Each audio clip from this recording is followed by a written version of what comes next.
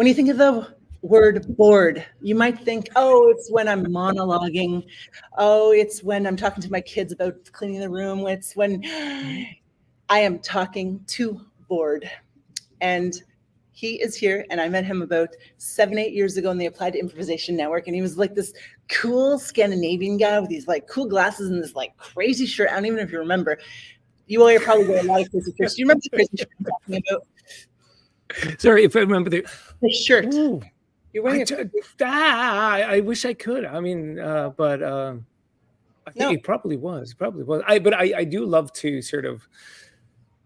I'm not very vain, but I like to sort of not be your typical. Yeah, I don't have a single blue shirt in my closet. I need to tell you. Blue is the shirt. So for dates, for going on stage, for building trust, and you're like, oh, and look at us, so boring today. So bored. Don't tell anyone. Don't tell anyone. So, and I got to tell, it's interesting. My parents looked at me when I was a kid and I was newly born, and they said, "Oh, this guy won't travel. We'll call him Bård," and that's where I'm at. Yeah. Okay, so funny enough, my boyfriend / husband, when I go to cultures where you can't be 40 and not be married without being a loser, I say it's my husband, and I lie to them. But he is my boyfriend in Europe. Yep. His name, he's half Nigerian, so his name is Baba. But Baba is like a weird name, and it's hard for me to like put the accent on it. Like your name has 2 accents on it. Ugh, so difficult. Yep. Right? Yep. So instead of saying Baba, I say Baba, right? Baba. People never hear that difference. It's almost like Bubba Shrimp. Yeah. Exactly. We like to know that. And the problem is that when I call him Baba in Spain, where we live, Baba drool. So they see this like 6'4" white woman being like, drool, hey, drool. And this beautiful black guy turns around and smiles with no drool. So accents are difficult. Yes. And they mean stuff. Yeah. So it's true. It's true. Yeah. Do you get angry when people don't put the circle on top of your A and the A and the E together? I've been so many things. And when I was in the States for a year as an exchange student, they called me 2x4, which just sort of solved everything. It's the measurements of a board. Usually when you go to the hardware store, and this was in Texas, mind you, so people were down to earth. So because I couldn't say my name, it's the same thing. I mean, it's in Norwegian, it's Bård, but usually I just go, yeah, bored out of your mind. That's fine. So it's fun. You're the that's opposite. where we are. Yes. You are delightful. And of course, because you're an improviser, and my favorite humans on earth, except for my boyfriend / husband, is an improviser, and I'm training him. Sometimes when we're bored and we're just driving, I'm like, can we play one word at a time? He's like, okay. Yeah, but that's my favorite thing too. It's so simple and so effective. So it's, Yeah. So tell me about the effectiveness. You've been doing this for a while. Tell me a little bit about like how you got into improv and what you've seen over your career, and how people shift like real, I don't want to say personality, but real behavior differences in humans. I've seen it in myself, and you've been doing it longer than I am because you're older than me. Yes.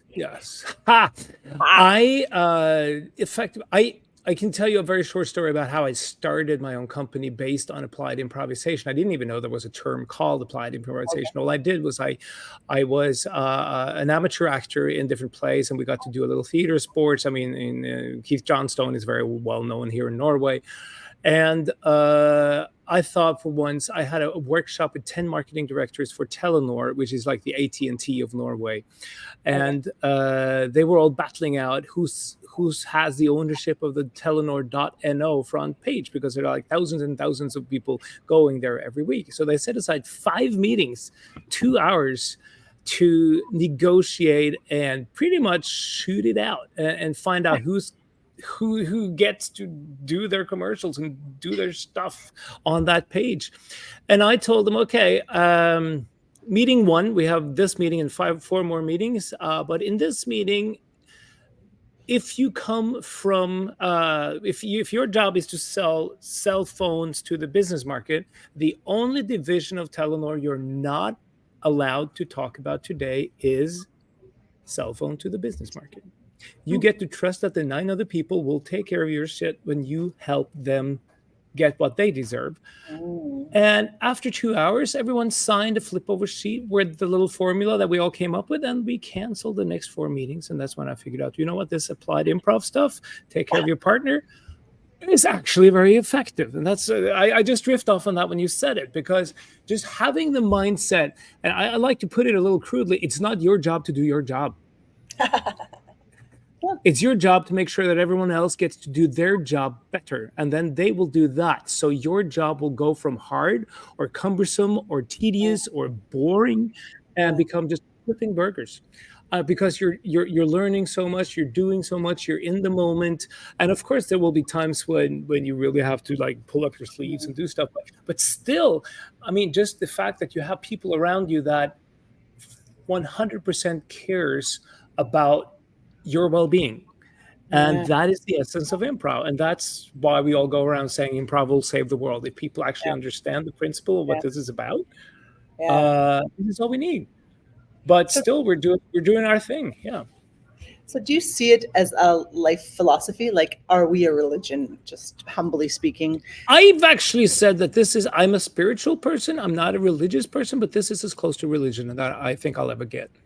Is that, I mean, I think that, I mean, we're social beings. And I think that when you do improv, and I think everyone who's ever done it or seen it understands the belly gut laughter that comes from those experiences. And when I do public speaking, I tell my clients that they have 100% laughter guarantee. If not everyone in the room laughs during my talk, they will get their money back. And I don't do that because I am particularly funny. I do it because I turn people on one another using improv. I know that if I do just the simplest improv, like every other word, if I do that with the audience and say, turn to your partner and do every other word, they will laugh out loud, and I get my money. So,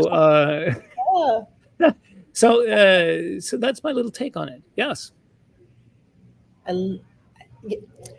It's funny because people are so obsessed with watching things that have emotions in it, like Netflix. Like, why do people binge for 6 hours on something? They want emotions. They want to laugh. They want to feel things. And then we offer them, hey, go to a place where you can be the actor in your own play and be any character you want. And you're going to look like an idiot 50% of the time. And you're going to laugh your head off at your idiocy and their idiocy. And you're all going to be idiots laughing together.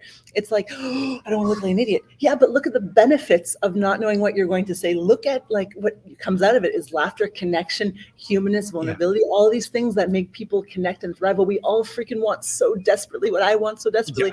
But we're asking you to look silly sometimes and for it not to work sometimes. That's the risk for those like massive rewards. And people are so scared to like be socially excluded by looking silly, by looking not cool, that they don't take that risk. And it's like, I wonder how we can, like it's going to the gym. You got to sweat. You got to smell a little bit before you get the six pack. Yep. It's part of it. And it's just part of being human. And I don't know how to encourage them more, actually. I don't know how. No, but I mean, it is true. And I still remember from the times that I was an active part of an improv troupe where we performed every week. And we still had to do those safety exercises starting out. I mean, we still had to almost like fall backwards or whatever we did, run blindfolded into a wall, just to sort of. Into a wall, you're supposed to be stopped, I think. But oh, now you're telling me. Oh, that's what I did. No, so we still did that, and I think, I mean, the beauty of it is that safety and psychological safety is a choice. Like you said, but I usually, when I introduce people to improv, I usually tell them that let's just start there. Let's just choose that this is a safe space. I'm not asking people to like perform improv because I know that if I say, okay, everyone hands up if you want to join me on stage and let's have fun, I might get one hand. And that's just this crazy person. Yeah. But everyone else will just sit on their hands because this is the world's biggest fear, is to be on a stage without knowing what you're doing. Death is in seventh place, right? So it's just crazy. But again, yes, I mean, if you, that's why I try to tell people that the only thing you need to do it's to focus on how can you help other people. People love that, and to say you can call it whatever you want. I call it improv. You can call it collaboration. You can call it whatever you want, but just focus on the fact that if you ask and understand what's important. I mean, if I said for this, Jessica, I mean, what is important to you right now. If you tell me, I will be inclined to lean forward and say, okay, how can I help you do that? It's in my DNA. I want to help you succeed. I mean, that's the whole thing. So just that, I think that's a good way to start, is just saying, okay, stop saying, how are you? Start saying what's important, and listen to the answer, because it'll move you. And it'll also, if I do you a favor, if I help you in some way, you want to do the same to me. You will feel weird if you say, oh, you helped me, thank you, bye. And then you just, both of us will see that as an awkward response, because you will then naturally say, okay, but how can I help you in return? I mean, this is a handshake, right? So yeah. So that's usually where I try to start. And then I just let people do stuff, I guess. So and again, I mean, it's and like we said, it's the same starting ground also, for, because a little bit of the topic of today, if I understood you correctly, is also to talk a little bit about habit formation, right? And it's the same place. And that's what I think is so interesting, because I've been diving into habit formation over the last couple of years, and they come from the same starting point. They start from this starting point, as in, you need to, if you want to change, you need to feel safe and secure at the starting point. You cannot start a change journey if you are insecure about where you are starting out. You can't improvise with people if you don't make the choice of being safe and secure where you start out, because then that sense of insecurity will haunt you throughout the entire process. So to me, then that's it's. In starting out doing improv, I didn't really realize or think about the importance of, like you said, feeling this sort of, okay, I'm here, I'm ready, let's do this. If you can't really like open your arms like this and embrace, then you're ready. And then you're also ready for that habit change, because usually when people go into change processes, they do it because they're told, or they're told by their like their conscience, or they're told by their managers, or they're told by their girlfriends / wives, right? Yes. So we're all told we need to do this, and if you don't show up with your arms like this and say, okay, I'm here, change is not good. Even just doing that feels good. It's like I'm thinking about the changes that I have to do with diet, like that one. It's like, yeah, I don't want that. I want to be a healthy 65-year-old. It's like, I want that, and that has to be my vision. I feel safe to do that. I have the money to eat healthier.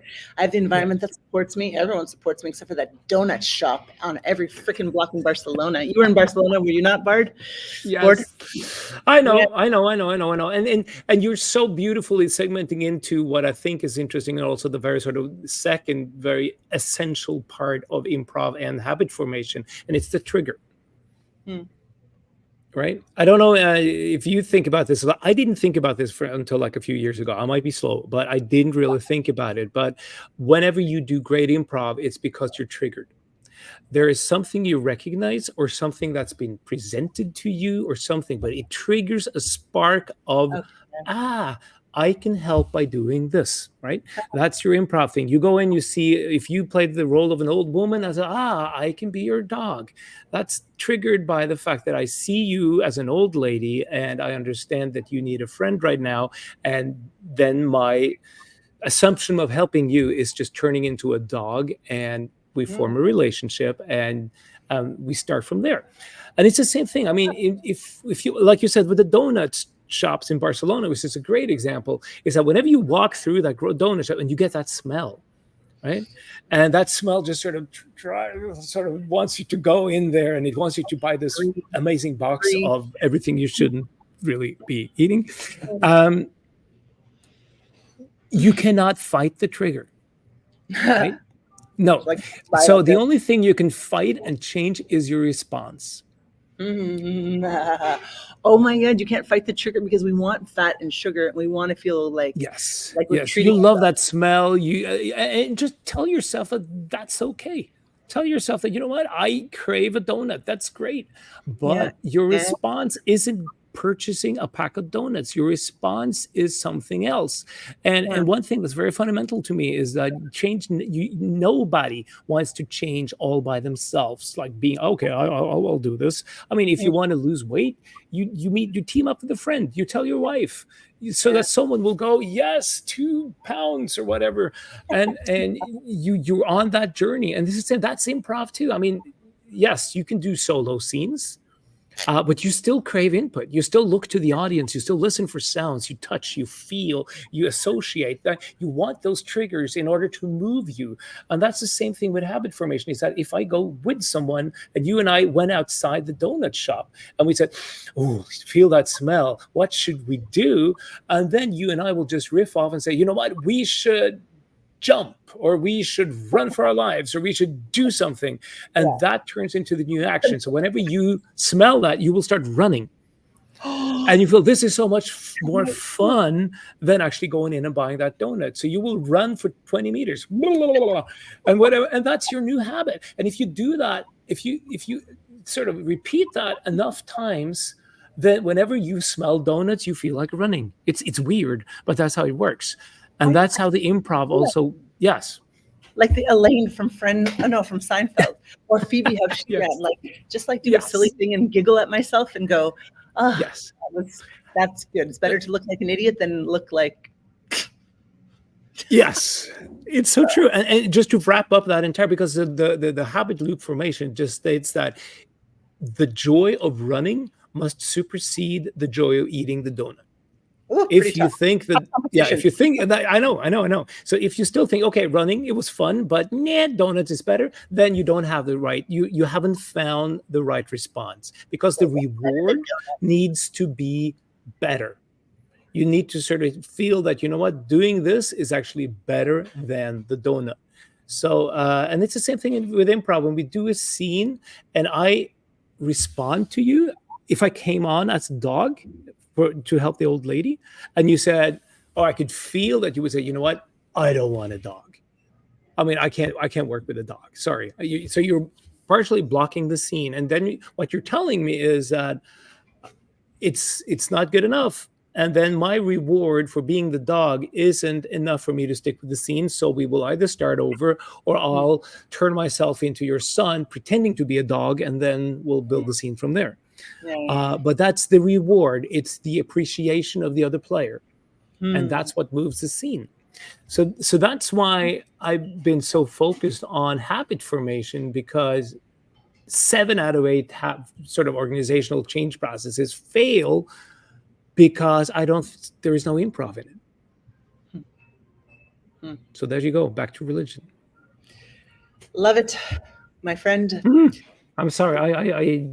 But like you can tell, I love it. I love this shit. Yeah, I love this shit. I believe, but I don't know if so many other people believe it. But this is like all it is like you can change by changing your habits. You have to be motivated for them, and you have to practice them. And with improv, with humans, with making the other person look good, with other people look good, this human connection, this vulnerability, this is life. Oh, I love it. Yes. So basically, both stuff is just find another person and make the choice of saying, we want to help another. I need to know what's important to you. You need to know what's important to me. Let's help one another with that. And we're changing habits, and we're doing improv. Yeah. I wish you would come, but to all of you that are listening, you are invited to Barcelona for our change days. So it's our 16th edition. It's been going on in Berlin for a long, long time. And then the guy Olger, the wonderful man who created it, is retired, and he says, Jessica, why don't you do a party? That's my German accent. And I was like, yes. So we've got quite a few applied improvisers coming, about 6 of us. We're doing a marry yourself ceremony, which I think would fall into your Burning Man kind of energy, Mr. Bård. Thank you. Yes. So for the rest of you, come learn a bit more about how to change habits with super interactive activities in Barcelona. Fantastic. Thanks so much. Best place ever. Thank you, Jessica. Thanks, Bård. Bye. Bye.